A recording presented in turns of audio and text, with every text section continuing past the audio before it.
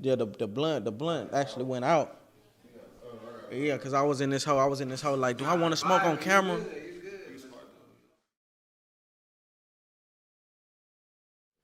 Hey man, say man, y'all already know I'm about to say man. This the goddamn me most hated blogger in Texas. In Texas, RealToon TV. I just had a Perso suite with Hot Thoughts TV, and that wasn't no fucking Perso. We passed that bitch around.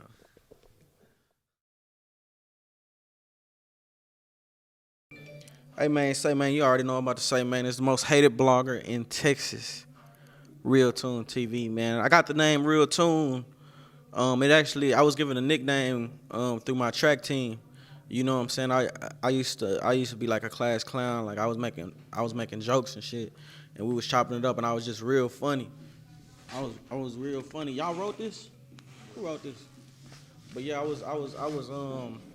was being real funny, and you know what I'm saying? I was. They threw me off. They distracted me and whatever. But long story short, I'd make funny ass comments, and my nigga was like Toon, like or Looney Tune or some shit like that. And so I became Toon. This like this like ninth grade freshman year track season, like, and my niggas just started calling me J Toon. You know what I'm saying? Cause my first name, and so it was J Toon. And then I went to Yates. I went to Yates High School. You know what I'm saying? In 11th grade, and I started RealToon TV. See, my first day at Yates, it was a riot in 2011. It was a riot, and it was so many fights. It was just fights, fights, fights. And I was like one of the first niggas with the new iPhone. I had the goddamn me motherfucking me the iPhone 4. And so I started recording the fights, and as I was recording the fights, this was before World Star even was World Star. Like, it was me, and then it was World Star on some like half pint, and then it was World Star type shit. But as far as the fights go, I was before all that shit. Like, before the fights go, I was like doing my thing, and it was like Real Toon TV. So niggas, when they'd have fights and shit, they'd tell me like, "Hey, I'm about to squabble such and such over here." Like, even if they getting whooped, and so they'll just tell me though, like And so I come, and I was Real Toon TV, and you tune in every day for like whatever the fuck happened. You see what I'm saying? Then I started like the only Yates, only I want to say only at Yates page, and it took off like some other niggas from Yates, some older niggas, like the class of 2011 niggas that ended up going to TSU and shit like that. They ended up taking my idea and running with it, but they made me an admin on the Facebook page because they paid homage. I was just like, shit, that shit crazy. Yeah, principal was on my ass and everything about that. Man, I ain't from Rosenberg. I'm from Richmond. It's a big difference. So Richmond. I'm gonna give y'all a little bit of history about Richmond. It's one of the first cities in Texas where dope hit, and so Rich City, uh, like 1993 when they cracked down on the crack on when like 94 the Bill Clinton crime bill, it hit us hard, and so that's kind of like where our name come from. Like, you have places in Richmond like Mud Alley, but I be saying 59 South. I say I'm from 59 South because people really don't know Richmond like that. And then there's not a lot of artists that come out of Richmond that's popping, or that's still popping. At least a lot of them done fell off. And so but it's other small cities out there in the country. Like, a lot of times, like, we'll link up at Yakim's or like go to like a club out here, but you know what I'm saying? We got our own thing in the country too, like where people go to El Campo, Bay City, Neville.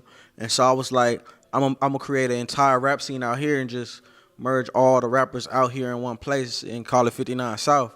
And so that's when I created the word 59 South, but it actually came from some rappers when I was growing up in Pecan Park. They called themselves the 59 South Boys. And they just stuck in my mind, you know what I'm saying? So when I was doing that, it's gonna be that. You see what I'm saying? I was like, at one point I was ashamed, kind of like I had a lot of shame because I feel like a lot of people were embarrassed by the content we put out with the fights and shit like that. Like, and so I ended up deleting everything on the page, but I just kept the channel. And so I got out here. Shout out to my brother. My brother right now is in the pen, and he big into rap. And so when I changed my life over and started doing the right things, going to college, we lost a lot of our connection. Like, that's 2014. You got to think Chief Keef was out. He was on that. I wasn't on that. You know, I'm listening to gospel and shit like that. And so music was the only line of communication we had. And so, or not the only line, but we related to each other a lot in music. And so, I wanted to build a platform to help support him when he got out. Then I ended up going to Cali. This when I stopped bullshitting. I met Neighborhood. I met Thundercat. You know what I'm saying? That was with Nipsey a lot. And so when I met Thundercat and he gave us so much game, then it was like we went to go visit just hoods. We went to Jordan Downs and shout out, you know what I'm saying, such and such. And we went to a few hoods, and we got so much game, and they told us so much history that I was like, when I got back to Houston, I was like, I had to start doing this shit and doing it right, you know what I'm saying, and document this, because I'm a historian, like I'm like an anthropologist. When I went to college, I went for sociology, so I study people. I'm an anthropologist, you know, so that's why a lot of artists get mad at me when I interview them, because they love me so much. Like, it really, a lot of them be loving me, like feeling embraced. Like, if you watch some behind the scenes footage of a Real Toon interview, you'll feel like I'm from there. I've been knowing this nigga all my life. Like, I was doing an interview with Skinny, shout out Skinny, he right there. But his little cousin took one of my water bottles, and it was like he wasn't trying to steal or nothing like that. It just felt like it was his house, you know, because that's how I make you feel, and that's a part of my background in anthropology, you know what I'm saying, to be able to do that. And so when what I do, feel like it's different, because I document culture, I document lifestyles. It's not your ordinary interview. But I usually don't smoke on camera. I usually don't smoke, period. But you know, I'm participating, and not like that because it sounds like I'm a follower, but I feel like I'm about to start promoting the legalization of weed, because at the end of the day, like, it's kids getting time, it's kids getting felonies for the same substance that white people are making billions of dollars off of. $1 trillion industry is under our noses that we don't even have access to, and we getting locked up for it over here. Nigga, Richmond, Rosenberg, it's so fucked up. You can't even do crime like that, because you gonna get caught, fam. You going down. If you're doing crime now, like back then, look, like back then you can do crime. Like, you can commit all kind of crime. But like now, you're going to jail, fam. Like, nigga get pulled over for riding a bike on the wrong side of the street. For riding a bike on the wrong side of the sidewalk, fam. Like, it's bad, nigga. Well, you gonna get you a possession of marijuana in a drug-free zone. You gonna get that. You gonna get that whole time. You go to college, they smoking big weed, popping big perks, popping big Adderall right before the test. Like man, what? Snoring big coke. College? Oh man. Talking about college and school, you know, where, you know, you say you went to Yates. Did you going to college at all? I graduated from Lamar Consolidated though, but yeah, I went to Jarvis Christian College, at HBCU in Hawkins, Texas. Forever love that school, man. That's where I feel like I found myself. Like, I was able to switch my image and just change and grow and be a leader. And once I felt like I had outgrew my environment, I transferred to SFA, Stephen F. Austin State University. Stephen F. Austin, he was a racist slave owner, but he was also considered the father of Texas, because he brought the first. I'm really breaking down Texas history right now. This tattoo right here that came from the Battle of Gonzales. Me and Drippy, shout out Drippy. Y'all interviewed Drippy? Yeah. Y'all fuck with Drippy. So like he know about that Battle of Gonzales though. But yeah, Stephen F. Austin. So I went to SFA. Long story short, he brought the first colony to Texas when it was still Mexico. You know what I'm saying? Or Kauai, Texas.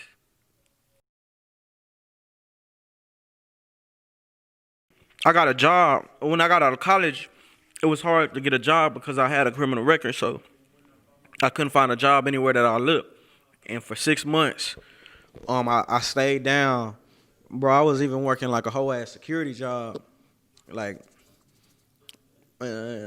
say, it sucked, bro. Like, graduating and not having a job, and like you leave you make a choice. Like all black kids, I feel like have a choice to get into the streets. Like even if you're from the suburbs, you can get into the streets. Like the streets just come to us because, you know, 1 in every 3 black males at some point go to jail in their lifetime. So it's like if 3 of us are in the room, like somebody based off the statistics, right? So you gonna end up in being around people who doing this. So long story short, I chose conscientiously to not be in the streets. I had everything right there, like, and I thank God for it. But at the end of the day, I went to school and I couldn't get a job with my degree. And while I was waiting on confirmations from jobs, it was like I had, you know, I just couldn't find one because I had a record. And so when somebody finally gave me an opportunity, I left and I moved to the D. But see, when I was in college, my one of my partners had brought me down there. He was like, "Hey, bro, come to the D. Like, you gonna come to my hood or whatever." He was like a cool ass nigga though, but he was from Dallas, you know. Like, it's really like, you know, you just don't fuck with Dallas, fam. Like for whatever reason, like nigga, it was like I don't fuck with Dallas for whatever reason. I don't even know. Like, it was just like always a Houston versus Dallas thing. You know what I'm saying? Shout out to Sauce Walka for helping bridging the gap too.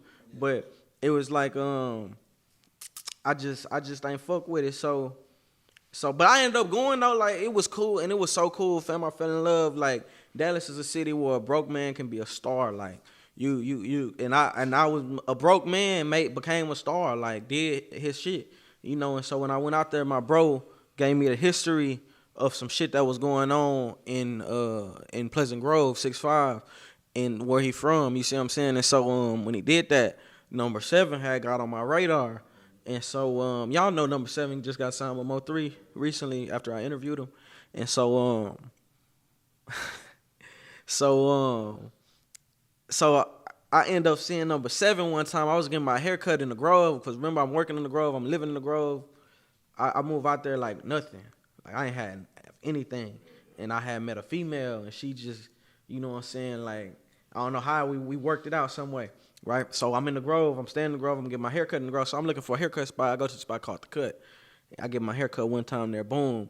The next week, I go up there for the haircut. $10 Tuesdays at The Cut on Lake June. Like, if you from Dallas, you know about Lake June. So I'm getting my cut on Lake June, and I see Numba pulling up in a little hoodoo with like 11 niggas hop out that hoe.